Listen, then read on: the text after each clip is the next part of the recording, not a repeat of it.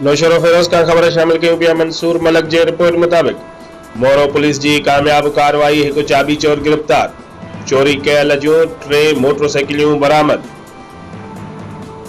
Case दाख़िल उन सिलसिले में एसएचओ मोरो शवाब अकबर कोलाची मीडिया सां ॻाल्हाईंदे चयो त कुझु ॾींहं अॻु लाहौती चौक मोरो वटां अहसन सुमरो वलद हुजूर बख्श सुमरो जी यूनिक मोटरसाइकिल 2018 मॉडल चोरी थी वई हुई। खुफ़िया इतला मिलण ते शेख मौला मोरो में कामयाब छापो हणी चाबी चोर माशूक अली वलद साहिब खान उमर खे गिरफ़्तार करे संदसि घर मां अहसन सुमरो जी ऐं 2 ॿियूं मोटरसाइकिलूं बरामद कयूं आहिनि।